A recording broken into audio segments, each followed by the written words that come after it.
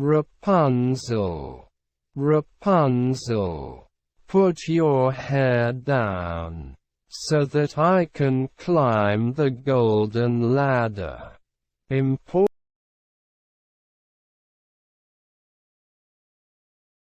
Rapunzel. Once upon a time there was a couple who had been futilely hoping to have a child for a long time. Years passed, and his dream did not come true. Finally, one fine day, the woman realized that God had heard her prayers.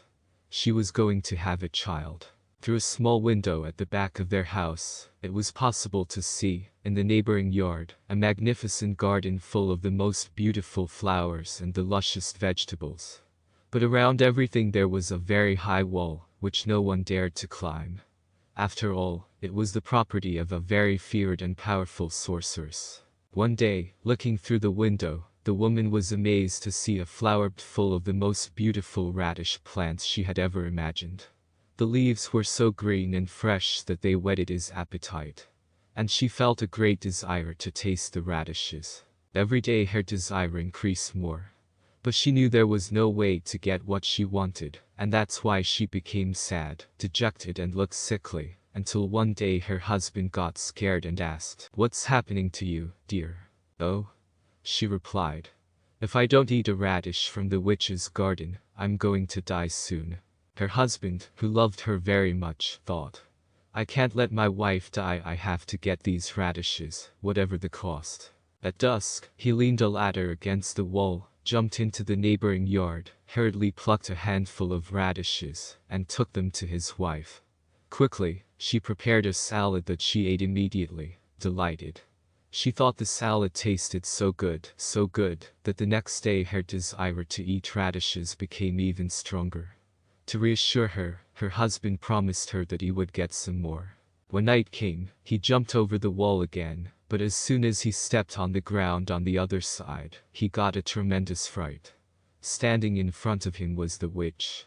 "How dare you enter my yard like a thief, to steal my radishes?"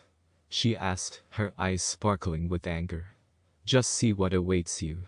"Oh, have mercy," the man begged. "I only did it because I had to. My wife saw her radishes through our window and felt so much like eating them, so much so that she will probably die if I don't take some." The sorceress calmed down and said, "If that's what you say, I'll let you take as many radishes as you want, but on one condition. You'll give me the child your wife will have. I will take care of her as if she were her own mother, and she will not lack anything." The man was so terrified, he agreed. Shortly afterwards, the baby was born. She was a girl. The sorceress appeared at the same moment, gave the child the name Rapunzel and took her away. Rapunzel grew up to be the most beautiful child under the sun. When she turned 12, the sorceress locked her at the top of a tower, in the middle of the forest. The tower had no staircase or door. Just a small window, in the highest place. When the old woman wanted to come in, she stood under the window and shouted, "Rapunzel, Rapunzel, throw down your braids." Rapunzel had magnificent long hair, fine as threads of gold. When she heard the old woman's call, she opened the window, unwound her braids and threw them outside. The braids fell 20 meters below, and through them the sorceress climbed. A few years later, the king's son was riding through the forest and passed by the tower. He heard singing so beautiful that he stopped, enchanted. Rapunzel, to ward off loneliness, sang to herself with her sweet voice. Immediately the prince wanted to go up. He looked everywhere for a door, but he couldn't find it. Dissatisfied, he returned home. But the wonderful song had touched his heart so much that he began to go to the forest every day, wanting to hear it again.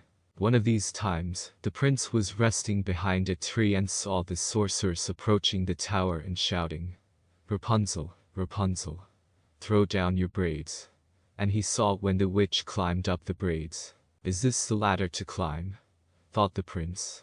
"Well, I'm going to try my luck." The next day, when it got dark, he approached the tower and, right under the little window, shouted, "Rapunzel, Rapunzel, throw down your braids."